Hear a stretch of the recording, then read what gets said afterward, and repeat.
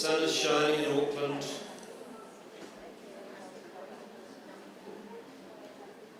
The smiling faces back at me. They won't last long, I'm from the government. Good vibes yesterday, then I come. The minister was great. His speech was written by a guy at the back of the room with a broken arm, Jono. Congratulations, Jono, great speech. O ngā mihi nui kia koutou katoa, ko Rossbell tōku ingoa. I work in the Public Health Agency, which is a directorate within the Ministry of Health. Me and my team are responsible for the FASD Strategic Action Plan refresh. So if it works really well, I'll take the credit. If it doesn't, I get in trouble. No, so we do have a very important role, as the Minister outlined yesterday, to lead the FASD work. We take that role really seriously, and that's what we're here to talk to you about today. I'm delighted to be your panel chair and honoured to welcome today's panel speakers on this important topic of FASD and what the government is going to do to respond to it. It's around the FASD Action Plan refresh, which has already started, and it started with community insight gathering. So the insights that we'll be discussing this morning have come directly from those community engagements where we've been listening to your stories and experiences. Those stories and experiences will play a key role in driving the development and implementation of the new action plan, or the refresh action plan. I'd like to extend, he's talking at the back of a room, a special mention of thanks to Andrew Galloway and the team at Alcohol Health Watch for their hard work and dedication in organising this conference. It's great that your efforts have brought us together, and we from the Ministry of Health really appreciate the opportunity to be with you today. I want to give a special acknowledgement of the dame who I've now lost sight of Christine Rogan. I've had a long relationship with Alcohol Health Watch, not always a good one, but in my long relationship with Alcohol Health Watch, I've always thought of Christine as the jewel in the crown of Alcohol Health Watch. So I know just before you saw sort of the timeline of FASD in New Zealand, and Christine's name was quite early on in that journey. So it was. She didn't recognise me because I'm looking much older and wiser, I think you said. Whiter. Greyer. Alongside the organising committee, I want to extend my thanks to Mātua Rāuri Rātu from Kōkiri ki Tāmaki Makaurau Trust. He is the guiding hand in a lot of this work. That hand can sometimes be swift and painful, but he's provided wise advice and practical support for the preparation of the symposium. A couple of things before I introduce the panellists. I want to respond to Rawiri yesterday in his presentation gave the challenge, and I take that challenge personally.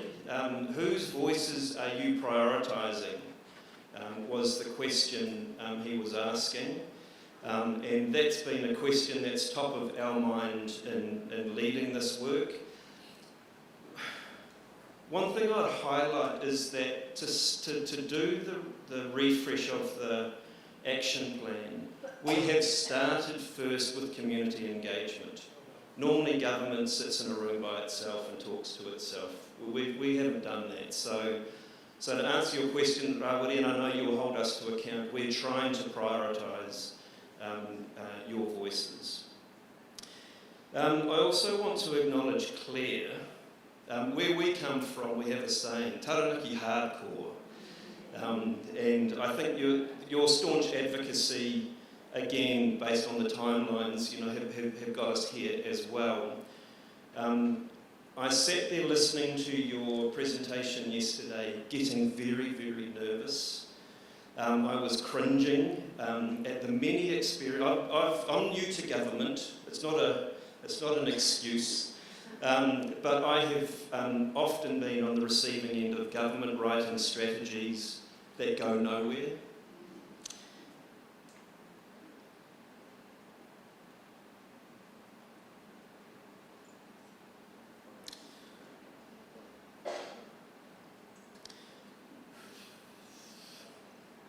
I'm responsible for this strategy and my team.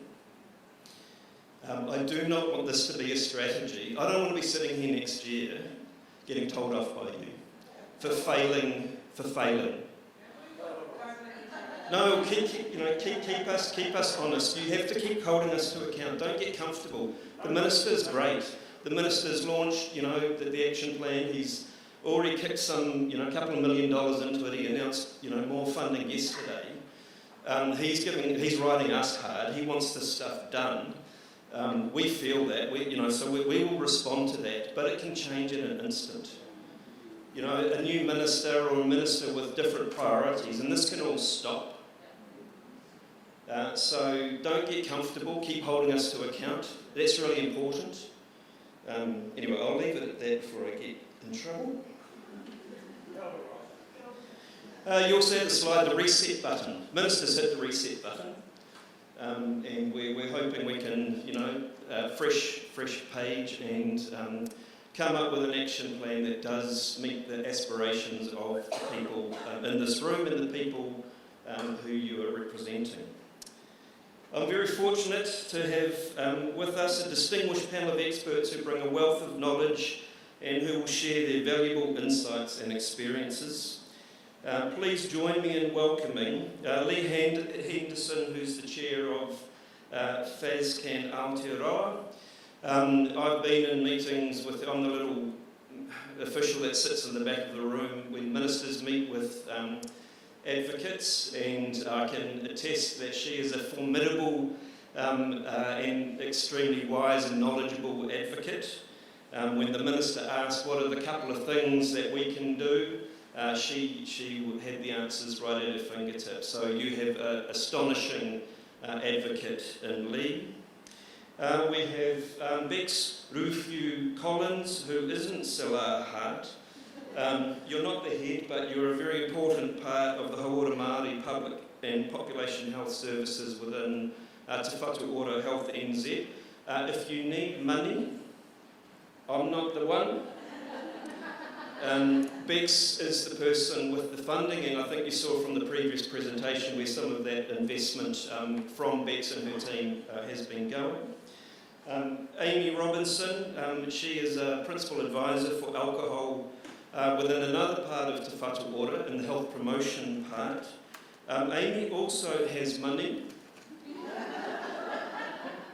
So again, not me, Amy is the one that has money. Talk to her. Also, a great privilege to, we've seen him as our very handsome MC, but Gilbert Taurua on the panel, we've seen slides of him.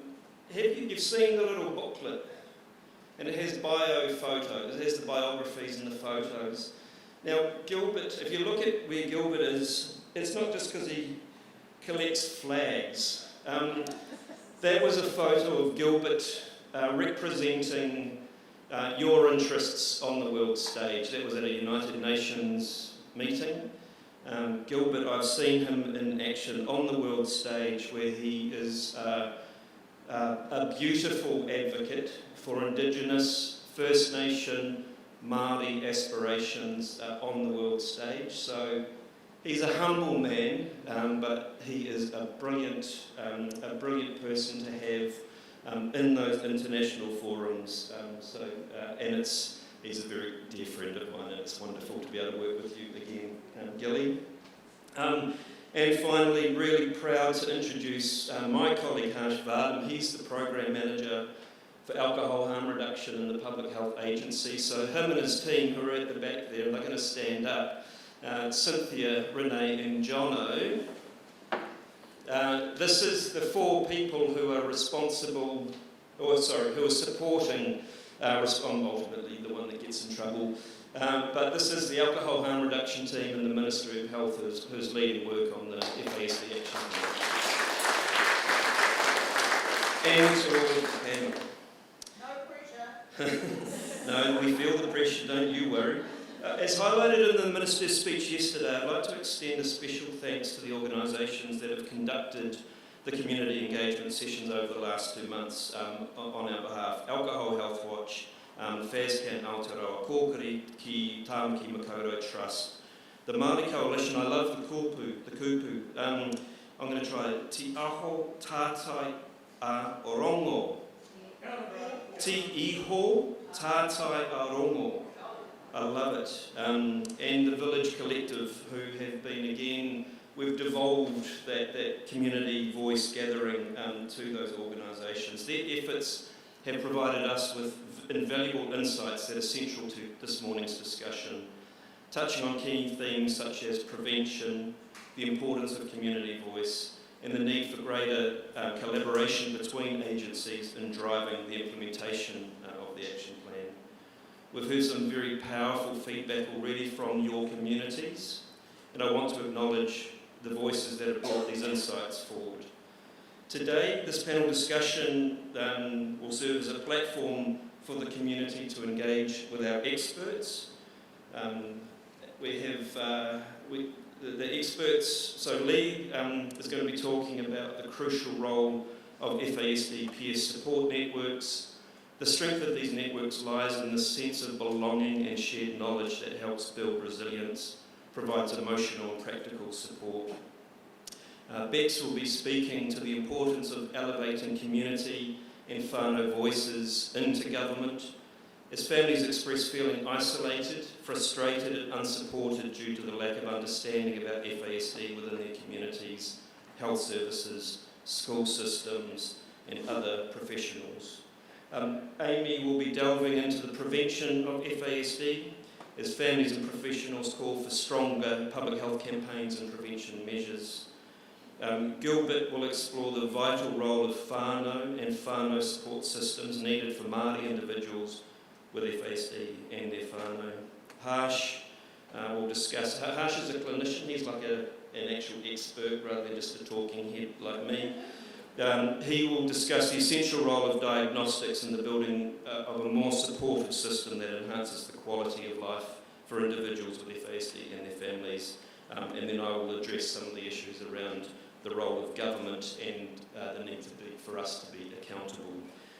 I'm going to invite each of them to provide a short opening statement. Then we're going to take questions using the clever Slido. If that fails, we're going to go old school microphones around the room. So I'll welcome first Leigh, kia ora, welcome.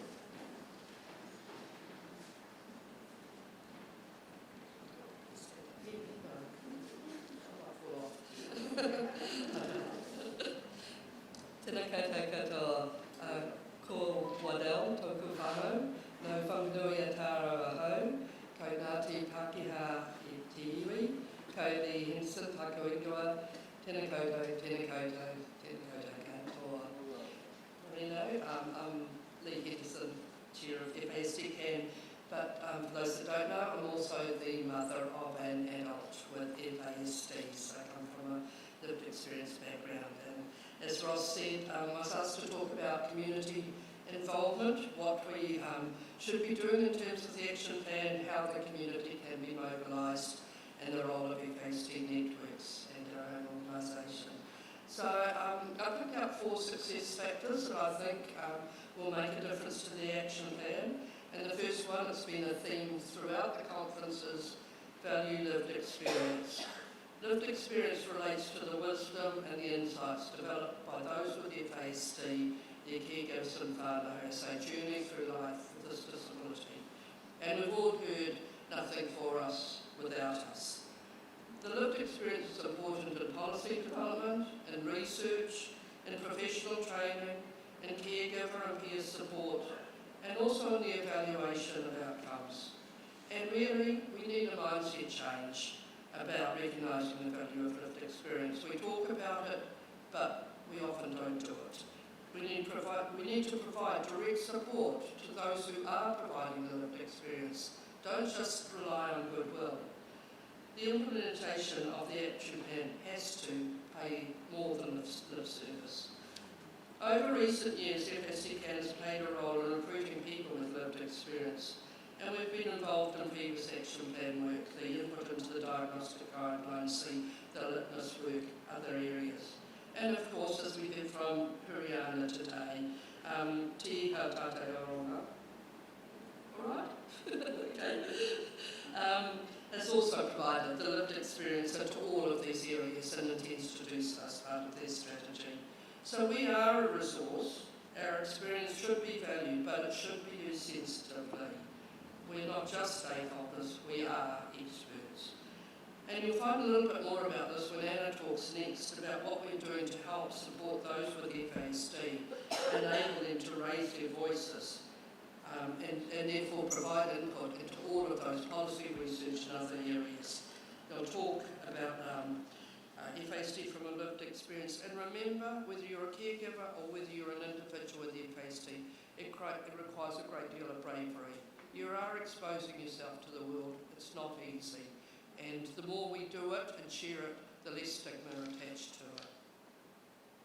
The next one is around, the next key issue is around cooperation. And it's clear that the action plan has to involve multiple government agencies, education, health, justice, correction, mental health and addiction. The reach is so far. And it's really heartening to see that the action plan coordination group is starting, and gives me a lot of hope that there's going to be a lot of joined up thinking around this action plan. And of course, community organisations also have a role in monitoring that coordination is effective. And interestingly, just this week in the UK, our equivalent in the UK have just published a report highly criticising the government in terms of their implementation of nice quality standards. So you can have a strategy, you can have standards, you can have all of these promises. Our role is monitoring.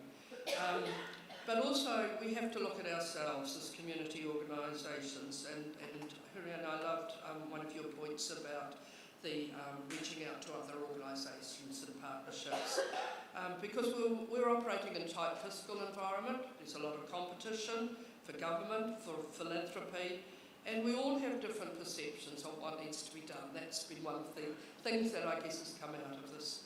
But we have a common vision. We all want to decrease prevalence. We all want to improve understanding of those who live with FASD, and we want to increase professional understanding. So what we have to do as community organisations is to cooperate, to share information, to network with others, and to leverage off the activities and awareness raising of others. That will contribute to successful outcomes. At FASD-CAN, one of our approaches has been to try and raise our voices, being a very small organisation, by leveraging off others, spreading our social media, working with other organisations that should be able to spread our word and should be able to enable us to provide professional training and so on. So we collaborate with other disability organisations. We are a member of a youth support collective, which has been very active in terms of boot camps, and we have been promoting change within inclusive education group. I think these 2 days have been a great opportunity for us to network, to work out who everybody is. We all need to map in our heads who we can get to collaborate with. Just quickly moving on, pragmatism. I think Claire touched on it. She used different words yesterday, but remember, 3 to 5% of the population in Aotearoa. That's an awful lot of people, and most will never be able to be diagnosed. Even with the announcement, we're just going to skim the top. Most will never be able to access direct FASD-informed support, and we have to address what changes can be made to the education system, youth justice and MSD whatever, benefit approaches, which will benefit those that live with this neurodisability, either knowingly or unknowingly. It's an environmental change that's needed. But it's also likely to involve professional training. As an NGO, we have some experience of this already, but we have had to rely on philanthropic funds and some volunteer labour to provide this. I think it's going to be an important part of the action plan going forward. And we see a role as sharing our experience with those who are able to make the changes at the front line, and that will make a society that's better for those. And then my fourth and last key factor is prioritisation. And you won't be surprised to know that coming out of the engagement plan discussions and in all of our discussions, number one priority for caregivers is eligibility for disability support services. And there's been years of advocacy, the Voice of the Children's Commissioner, the Disability Commissioner, taking it to the Prime Minister, taking it to the United Nations. Our hopes were really high over the last 2 years after the establishment of FASD, working, a lot of work that Kim Milne's done, working on the eligibility group for DSS. So it was pretty soul-destroying in May when the Minister announced the demise of the review of the Disability Support Service and the demise of that eligibility group. We need to keep our hope up, but whether any changes happen in that area will really make a difference to caregivers, whether they see that the action plan has changed the landscape, as Minister Esti said yesterday. That's one of these critical factors.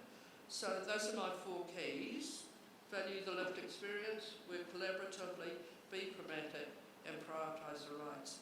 Can I have just 1 more minute? Is that right? Because our report back on the engagement plan was this thick, so much information from so many people. And just looking at it and thinking about what we're talking about today, something popped into my mind, as it often does, and that's the man who ate a car. I don't know whether you remember the man who ate a car. He ate it bit by bit over a year. And he didn't do it to be famous. He didn't do it because it tasted good. He did it because it was impossible, and he wanted to do something that was impossible. So I ask you, have we got an impossible task before us? There is so much wrong with how those with FASD and their families are treated in our country. And FASD-CAN's theme for this FASD Awareness Month is hope. So I hope that the revitalised action plan will bring about real change for our loved ones and for our society. It should not be impossible.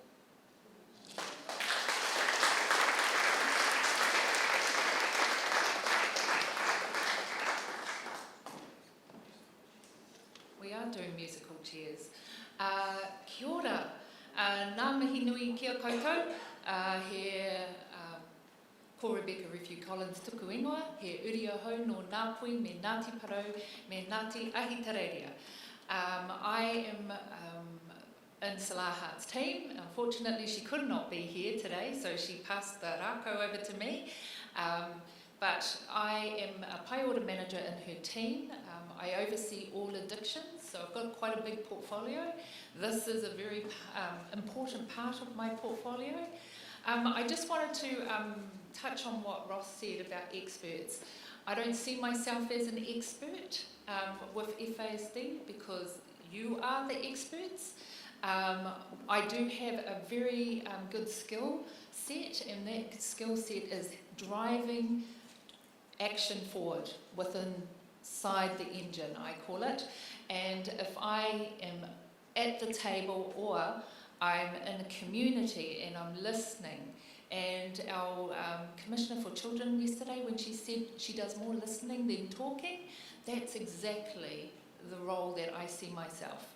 So I've got to listen, I've got to hear what whānau are saying, and when I first walked into FASD World, it was at a FASD-CAN event.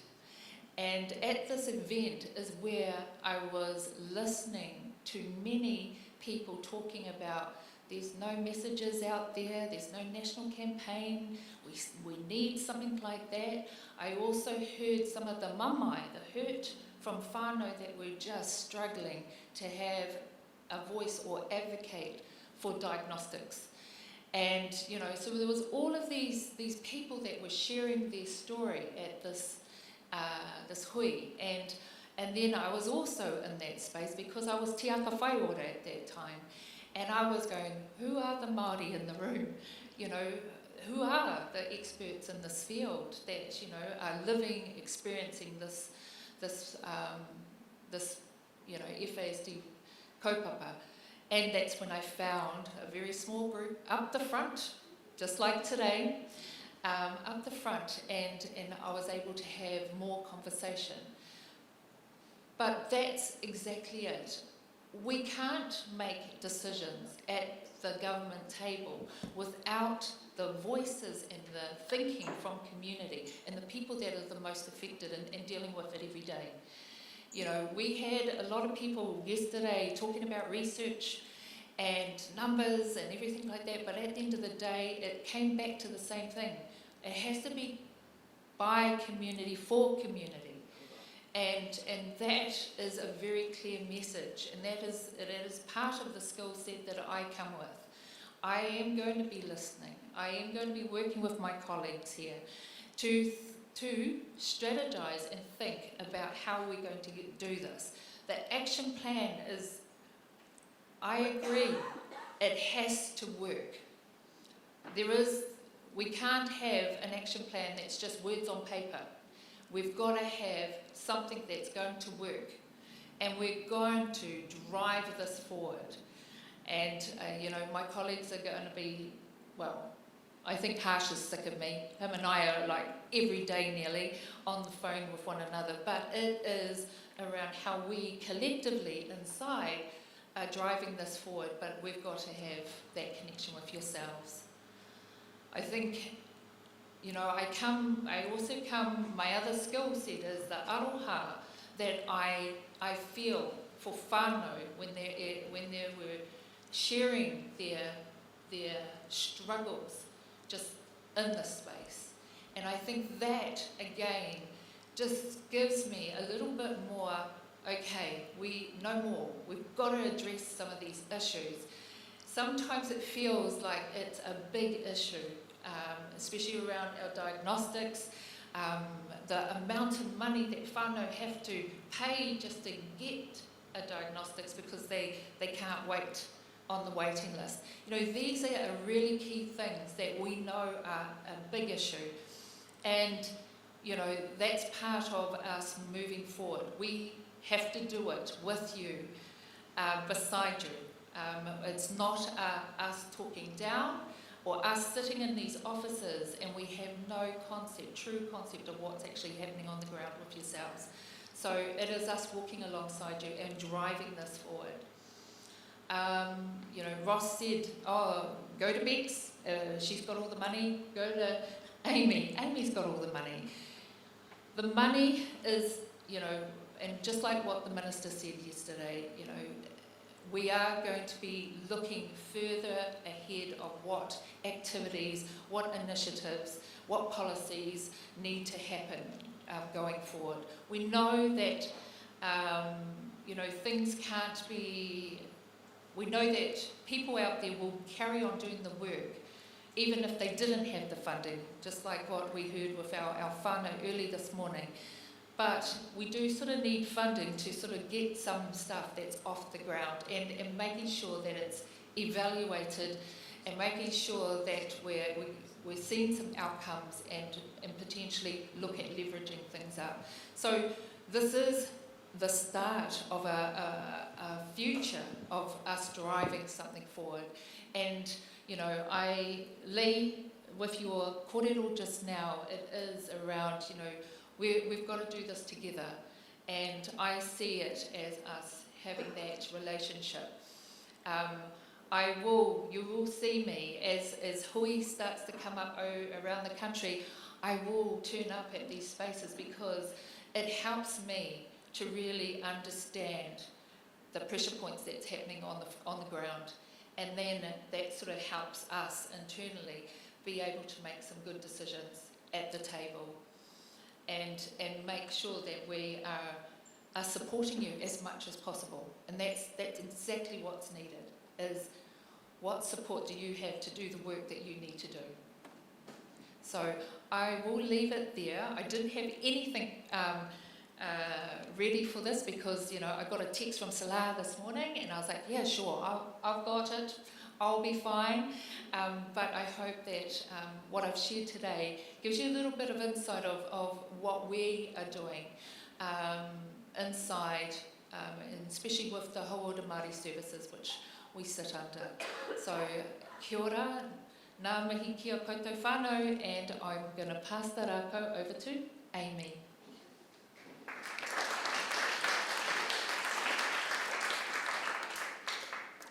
Kia ora koutou katoa, ko Amy Robinson, taku ingoa. I just wanted to firstly acknowledge Mātua Tau. Thank you for being here with us over the last 2 days. And I also want to acknowledge Chris Rogan. Your head's going to be so big you won't be able to get out the door after this. But I worked with Chris at Alcohol Health Watch over a decade ago now, and she really opened my eyes to this issue, and I've been passionate about it ever since. So, as Ross mentioned, I'm here to talk about prevention, and I just wanted to circle back to some of the presentations that we heard yesterday and some of the kōrero we had around prevention and what those themes were that came through, and also some of the themes that have come through in the community engagement hui. And I just wanted to start by touching on one of the things that makes FASD quite unique, and that is that it is actually 100% preventable.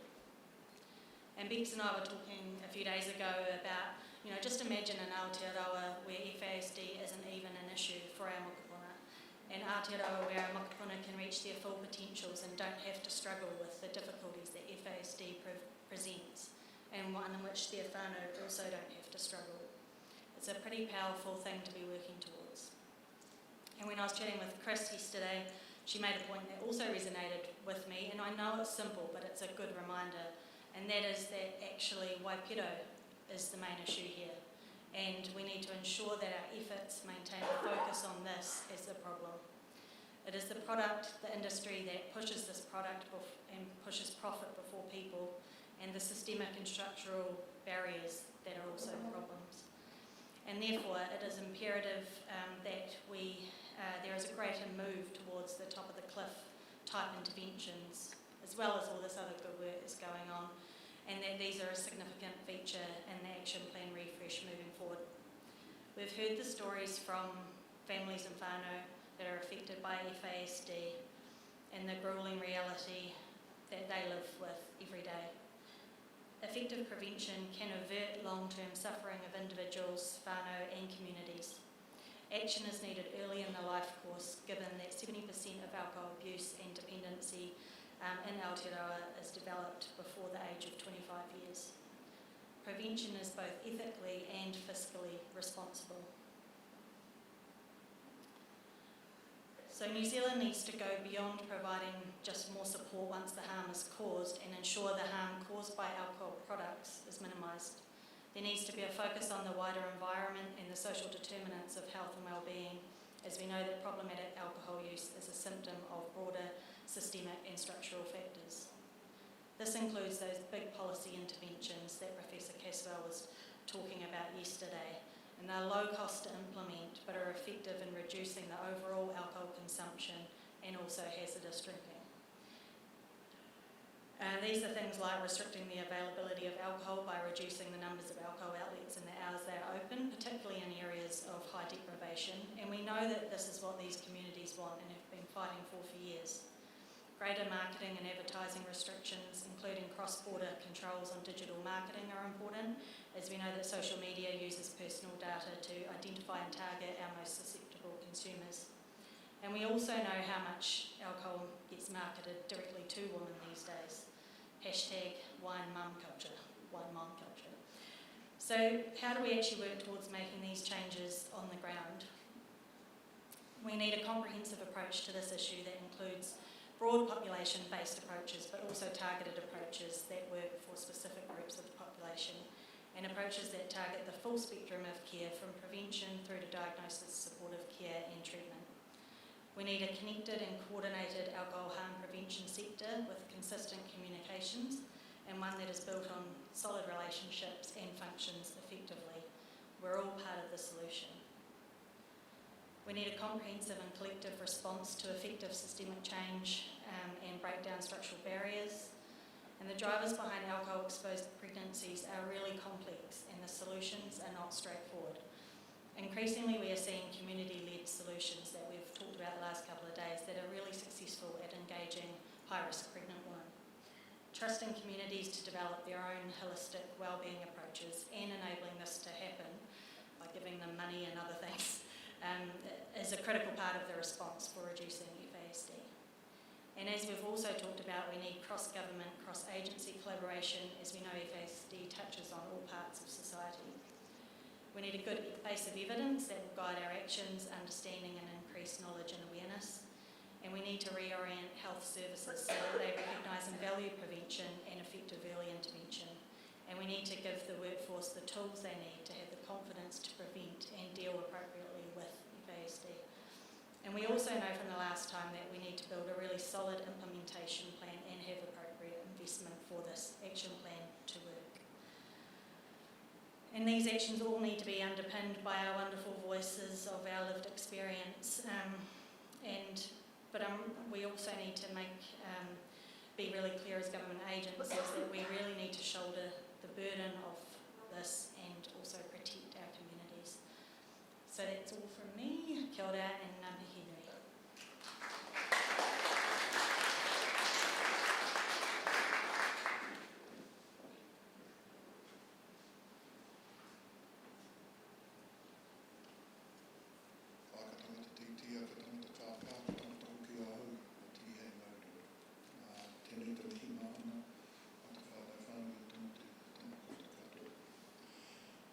Tricky kind of seat that I hold today, it's supposed to be politically neutral and objective. Thank you, Ross. But anyway, I was going to talk a little bit about my experience, and hopefully that contributes to the corridor. 13 years and 1 month ago, got a phone call from a Child Health and Family Service and said a little man was about to be born. Jumped on the plane from Whanganui all the way down, and hello, my little man Alex was born about 6:30 in the morning. Picked him up at 8 o'clock at the Child Health and Family office in a paru flipping jumpsuit and sitting under a table. No one was there to provide him with any upheaval or any total.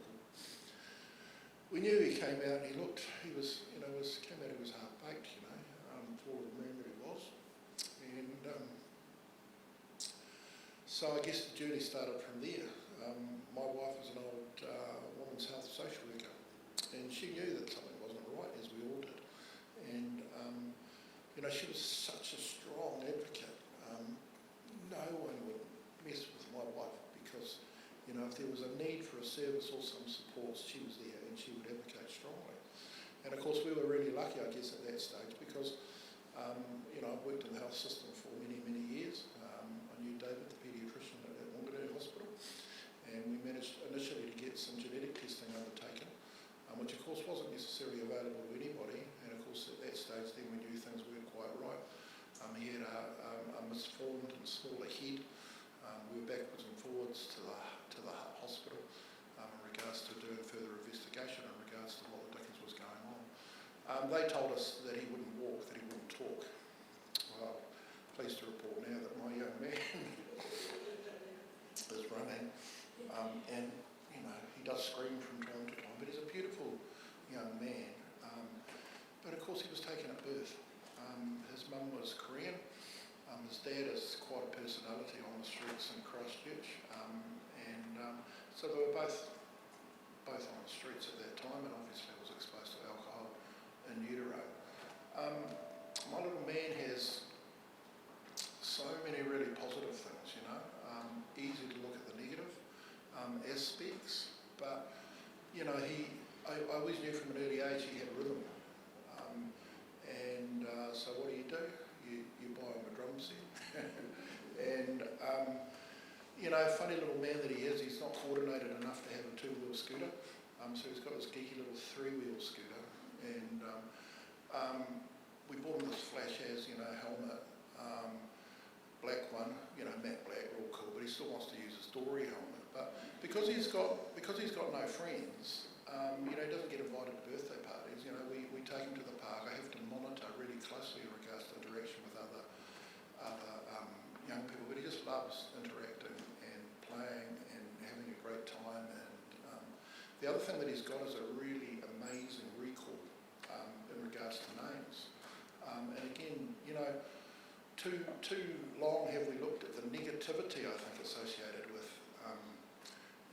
these types of child, youth and family children. To look at the positiveness, to look at the strengths, to look at his aspirations. He still wants to be a fireman. So, what do? Anytime we get to a show, he's always in the fire truck, beeping the flipping horn and doing everything else that goes with it. So I guess, my words of wisdom really is for us to think about, and it's very much attached to Tariana Turia's concepts of whānau order.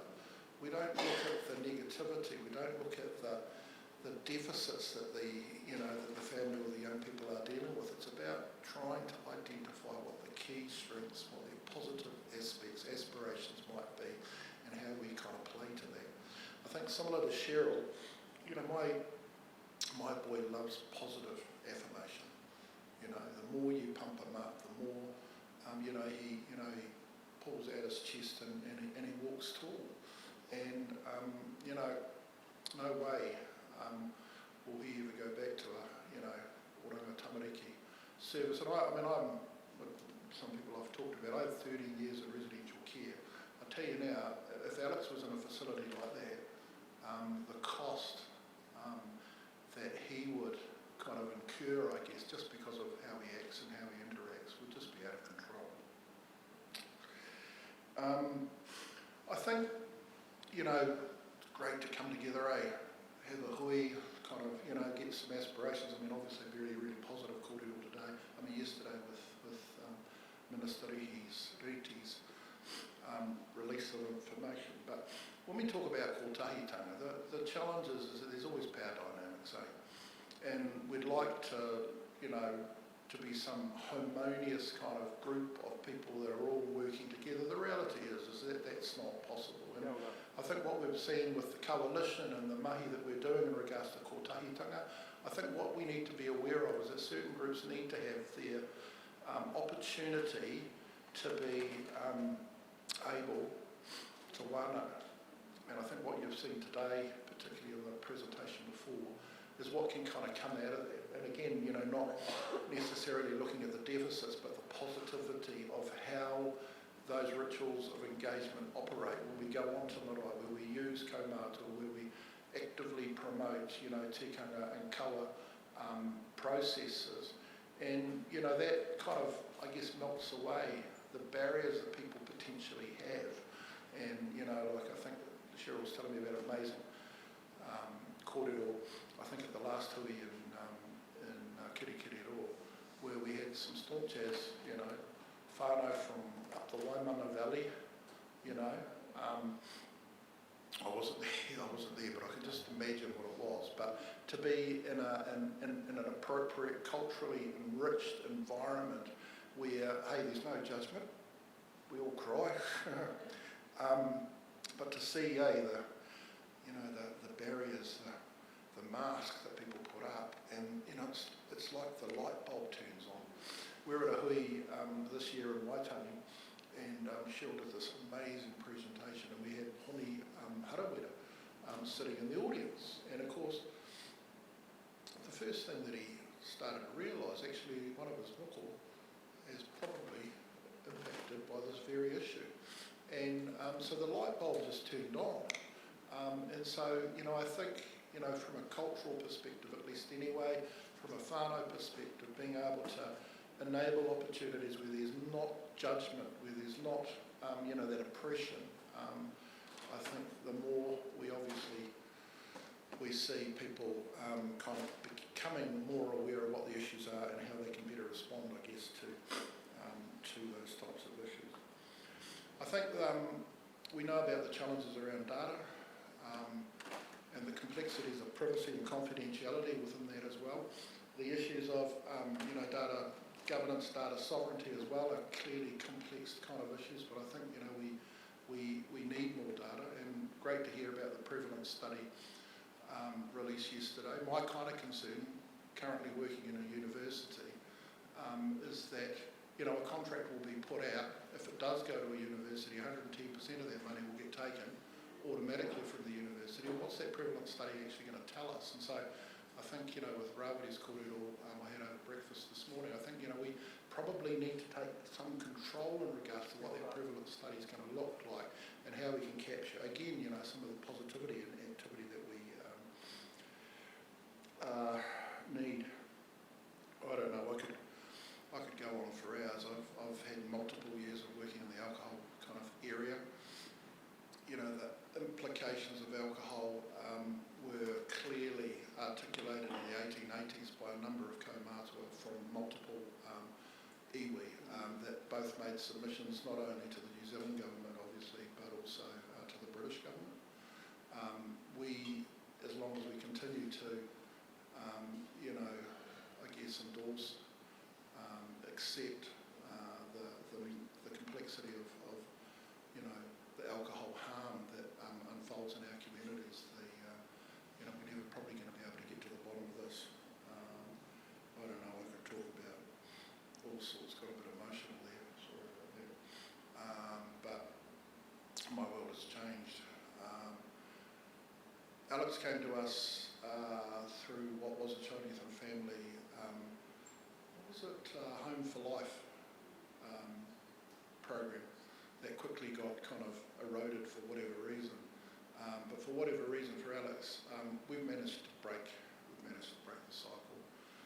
My concern is what happens later on. So of course it is life course. It's going to be a lifetime challenge for him, and I worry about what will happen when I'm gone for him. But what will be will be. But I think we've set a solid foundation for our little man that will leave him in a really, really good position. Kia ora.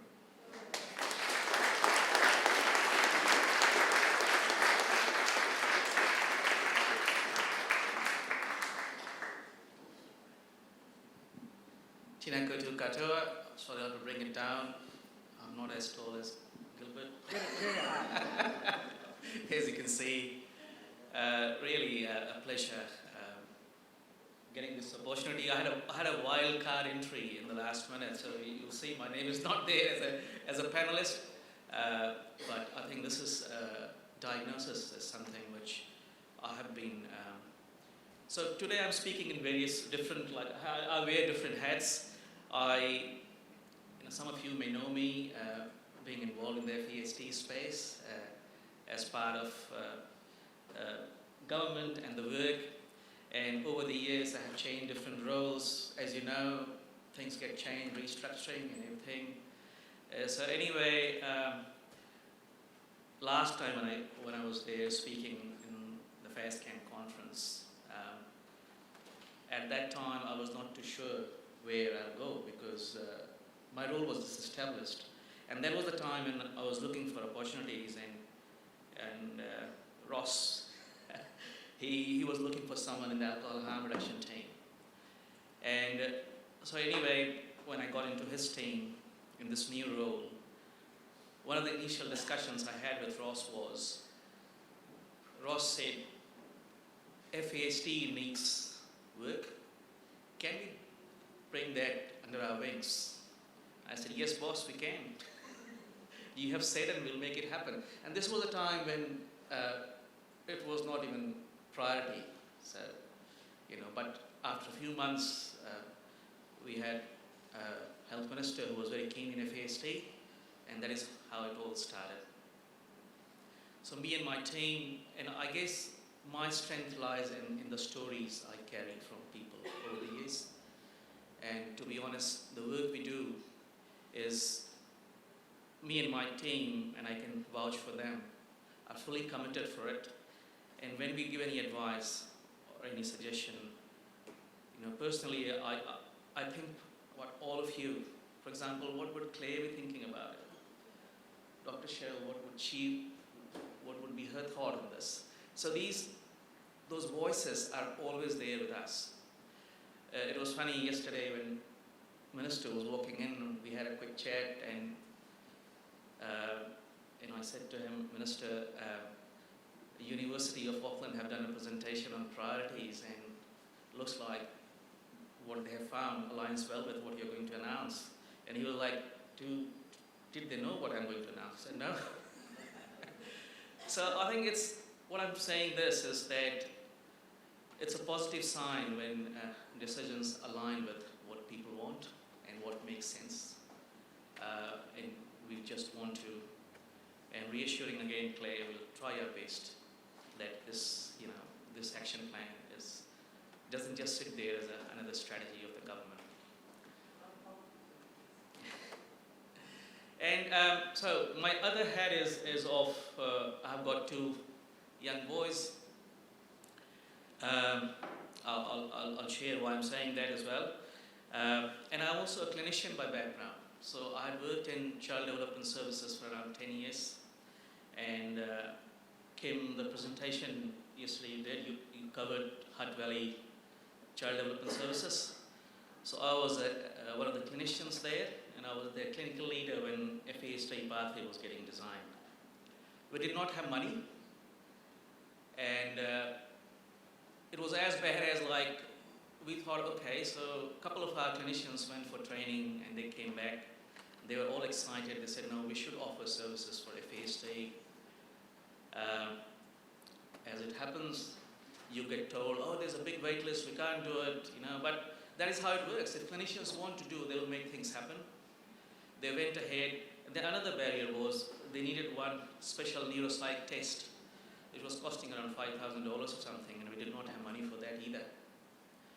But we borrowed it from somewhere. There was a mental health team, they had that test, we found that out. So we used to go and get that test every time we needed to do the assessments. Why I'm saying this is, coming back to now diagnosis, early intervention and diagnosis, in my view, is quite important. And to be honest, sometimes I feel like the rhetoric you get, oh, we do not need diagnosis, it's not needed, it is all need-based, and need gives support. And I agree, need gives support. But an issue with that is that if you do not diagnose early, it doesn't give parents or caregivers that language to convey what the child needs. Every time you meet someone, you'll have to explain things again and again.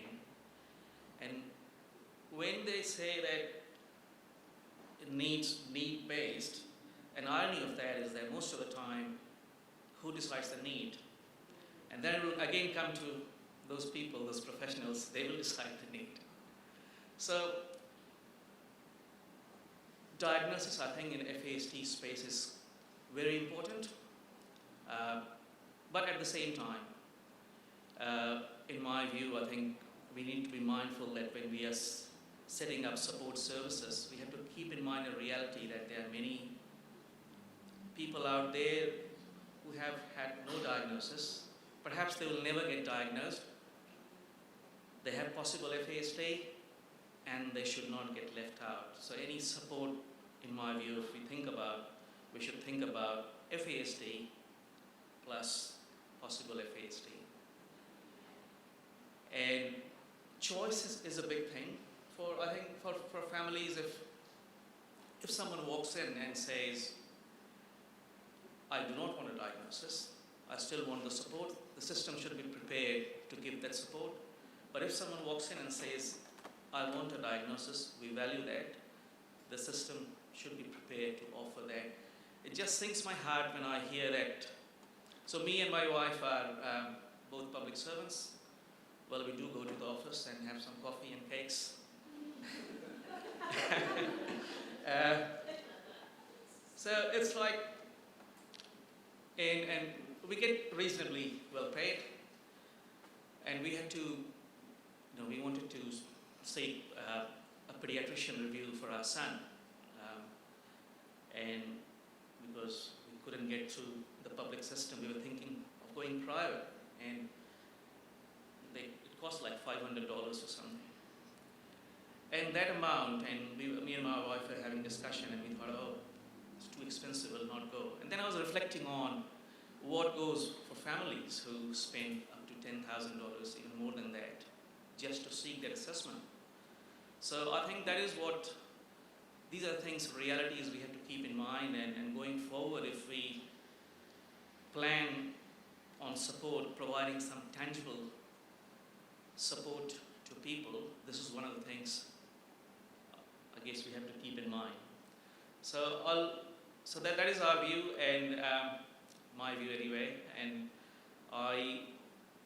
what we will try, and we always try, is that we'll make sure that early support, early diagnosis is something which is there.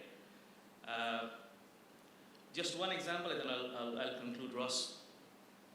I heard yesterday about teacher aid support, and in education setting, as a clinician, my experience has been is, though, you know, on paper you do not need a diagnosis to seek support, but in my clinical career, 10 years right to the front line, I never found any OARS application, is the funding application, where my colleagues did not ask for, they used to call us and say, Haj, can you look at the notes, which diagnosis this child has? They always needed that for that process. And if you're not providing that, then it becomes quite difficult. So I'll conclude there, and